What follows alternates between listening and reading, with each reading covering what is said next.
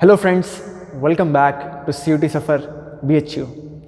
As promised हम लोग ने जैसे बोल रखा है कि आपकी पूरी बीएड की तैयारी फ्री में हम लोग आपका पूरा सिलेबस कवर करेंगे इस चैनल के ऊपर। तो इसी उपलक्ष्य में हम लोगों ने मोस्ट एक्सपेक्टेड क्वेश्चन सीरीज़ का नेक्स्ट पार्ट लेकर आ रखे हैं एक नए सेट ऑफ क्वेश्चंस के साथ।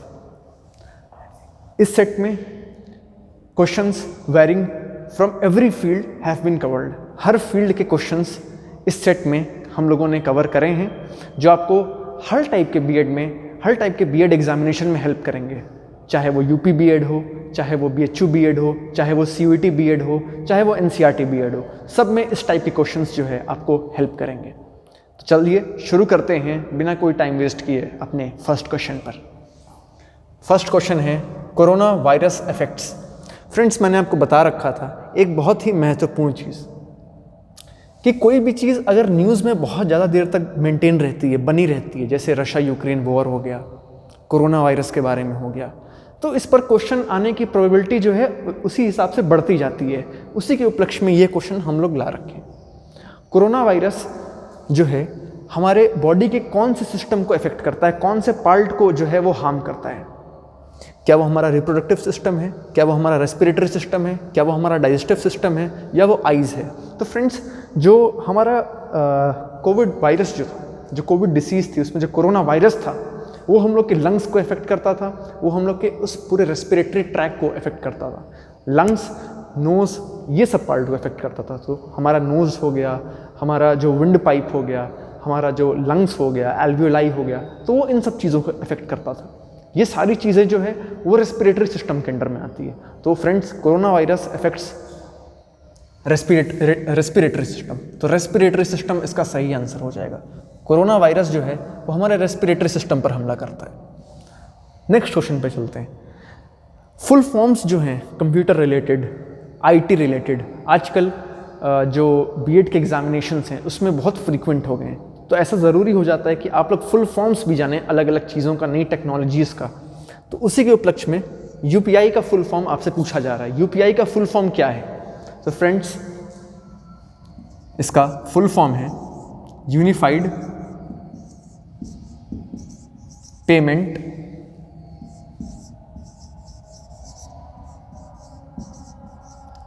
इंटरफेस। फ्रेंड्स, UPI का जो फुल फॉर्म है वो है यूनिफाइड पेमेंट इंटरफेस। ये जो है एक कह सकते हैं भारत में 2020 के जो दशक था उसका एक बहुत बड़ा आविष्कार आप मान सकते हैं UPI को। इससे जो है पेमेंट करना एक दूसरे को, जो ऑनलाइन पेमेंट होता है, उसकी ये व्यवस्था पूरी दे देता है और इतना आसान कर दिया है कि हर ठेले पर आपको इस UPI का सिस्टम मिल जाता है, ये UPI का सिस्टम मिल जाता है। तो ये UPI का फुल फॉर्म जो होता है यूनिफाइड पेमेंट इंटरफेस होता है। अगले क्वेश्चन पे चलते हैं। Supreme commander of our armed forces. Bharat के, पहले समझिए आर्म्ड फोर्सेस क्या होते हैं। आर्म्ड फोर्सेस का मतलब army, navy and air force. Army, navy और एयरफोर्स को मिला करके हम लोग आर्म्ड फोर्सेस का नाम देते हैं। इसके सुप्रीम कमांडर कौन होते हैं? क्या वो RM रक्षा मंत्री हैं, क्या वो प्रधानमंत्री हैं, प्राइम मिनिस्टर, या वो प्रेसिडेंट हैं, राष्ट्रपति जी, या हमारे CDS हैं, चीफ ऑफ डिफेंस स्टाफ्स? तो friends, supreme commander of armed forces जो हमारे होते हैं वो राष्ट्रपति महोदय होते हैं। फ्रेंड्स, जो हमारे राष्ट्रपति महोदय होते हैं वही हमारे आर्म्ड फोर्सेस के सुप्रीम कमांडर होते हैं। नेक्स्ट क्वेश्चन पे चलते हैं। Guardian of fundamental rights. जो हमारे मौलिक अधिकार हैं, जो अधिकार हम लोगों को संविधान ने दिए हैं, उसका संरक्षक कौन है? क्या वो ब्यूरोक्रेट्स हैं? ब्यूरोक्रेट्स मतलब जो ऑफिसर्स हैं वो हैं, एडवोकेट हैं, प्रधानमंत्री हैं, PM, या फिर कोर्ट्स हैं? तो फ्रेंड, मैं आपको ये बात बता दूं कि जो हमारे मौलिक अधिकारों का जो संरक्षक हैं वो कोर्ट्स हैं। जैसे हमारे साथ कुछ भी जो गलत होता है, कुछ भी गैर संवैधानिक होता है, तो हम लोग क्या बोलते हैं कि I will see you in the courts. Courts में क्यों देखेंगे? क्योंकि किसी ने अगर हमारे मौलिक अधिकारों का हनन किया है तो कोर्ट हमें वो वापस दिलाती है। क्यों? क्योंकि संविधान में ये लिखा हुआ है कि ये कोर्ट का अधिकार है और ये कर्तव्य है कि किसी का अगर मौलिक अधिकारों का हनन हो रहा है तो वो उसे वापस दिलाए। नेक्स्ट क्वेश्चन पे चलते हैं। स्टिंग ऑफ एंट हैज, कोई आंट होता है, उसका स्टिंग है, उसमें कौन सा एसिड पाया जाता है? जैसे चींटी काट लेती है तो वहाँ पे आप देखते हैं बहुत छरछराता है, वहाँ रेडिश एक इन्फ्लेशन हो जाता है, तो उसमें स्टिंग में कौन सा एसिड होता है? तो उसका सही आंसर है फॉर्मिक एसिड। ओडोमीटर, ओडोमीटर एक मशीन है, वो क्या? अगला क्वेश्चन ये था कि ओडोमीटर एक मशीन है, ये क्या नापती है? ये टाइम नापती है, स्पीड नापती है, डिस्टेंस नापती है या वेलोसिटी नापती है? तो फ्रेंड्स, ओडोमीटर जो मशीन है वो डिस्टेंस नापती है। डिस्टेंस जो है वो ओडोमीटर से नापा जाता है। आप देखे होंगे कि जो हमारी कार्स हैं या हमारा कोई भी 2 पहिया 3 पहिया वाहन है, उसमें एक रेगुलर मीटर चलता रहता है, जैसे जैसे आप चलते रहते हैं वो ऑटोमेटिकली बढ़ता रहता है। तो वही जो सिस्टम है, पूरा मशीन है, वो ओडोमीटर है। प्लस एक स्पीडोमीटर भी लगा रहता है जो हमारी स्पीड नापता है। जो जैसे आप देखेंगे कि बाइक्स हैं, कार्स हैं, स्कूटीज़ हैं, ई व्हीकल्स हैं, उसमें किस स्पीड से आप चल रहे हैं वो बताता है कि 30 kilometre per hour, 40 kilometre per hour. तो वो जो मशीन रहती है जो स्पीड बताती है वो स्पीडोमीटर कहलाता है। और वहाँ पे आप देखे रहेंगे कि कितना डिस्टेंस आप चले हैं, वो जो मशीन रहती है वो डिस्टेंस बताती है, उसका नाम ओडोमीटर है। एक क्वेश्चन रीजनिंग का भी है, 1, 4, 9, 16, इसके आगे क्या होगा?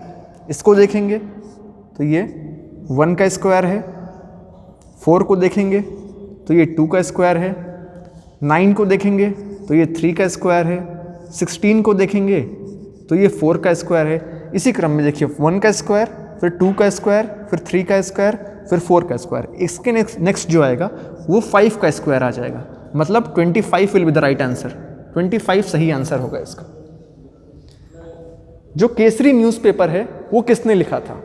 Kesari newspaper was written by, क्या वो नेहरू जी ने लिखा था, गांधी जी ने लिखा था, तिलक साहब ने लिखा था या भगत सिंह जी ने लिखा था?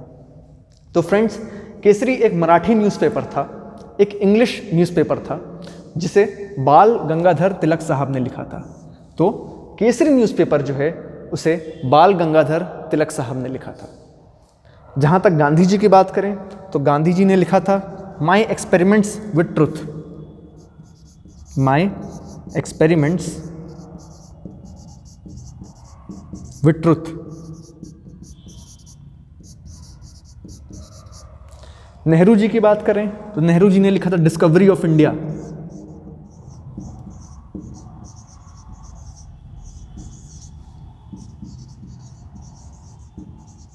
और भगत सिंह जी ने लिखा था why I am an atheist.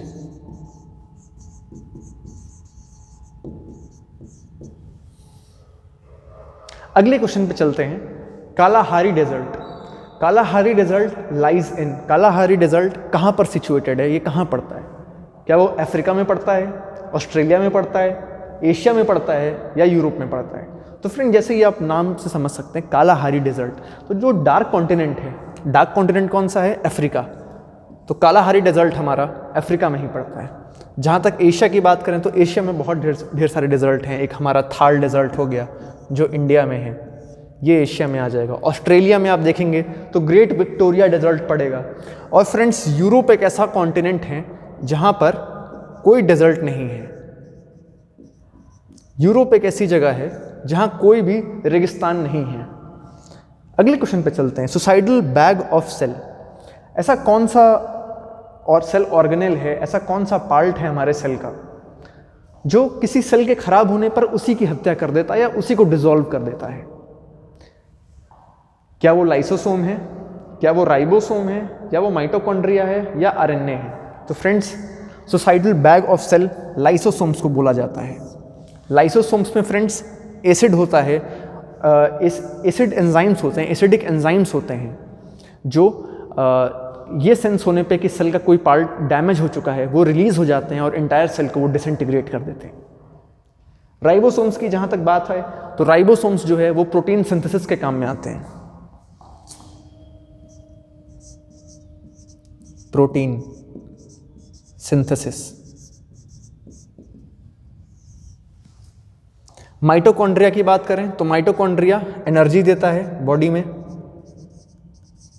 और आरएनए की जहाँ तक बात करें तो आरएनए एक सिंगल स्ट्रैंड न्यूक्लिक एसिड है जो हमारे रेप्लिकेशन और ट्रांसलेशन कह सकते हैं कि जो जेनेटिक प्रोसेसेस हैं उसमें हेल्प करता है। तो फ्रेंड्स, ये था हमारा आज का पूरा सेट ऑफ क्वेश्चंस।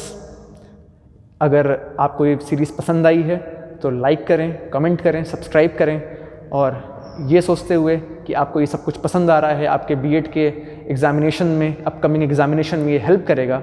हम लोग ऐसे ही और सीरीज़ लाते रहेंगे। मिलते हैं नेक्स्ट वीडियो में। Thank you so much.